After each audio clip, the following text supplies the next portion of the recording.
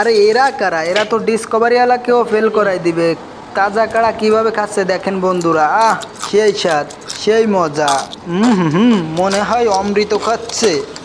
ও মা গো, এরকমের চুল কাটার অস্ত্র তো জীবনে দেখি নাই। আর এক চাষা তো রায়দা নিয়ে চুলিয়ে ফেলাচ্ছে হেবার কাইটে। কি আজব কাণ্ড কারখানা। আরেকজন তো বেলচা নিয়ে ভিড়েছে। সোজা আঙ্গুলে ঘৃণা উঠলে আঙ্গুলটা বাঁকা করে নিতে হয়, তাই ফোনটা বাঁকা করে নিয়েছি। এখন পানির মতন চলতেছে। কেমন হয়েছে বন্ধুরা কমেন্টে জানিয়ে দিন। গায়ের পোশাক দেখে কাউকে নির্ধারণ করা যায় না কে সে, কি তার পরিচয়।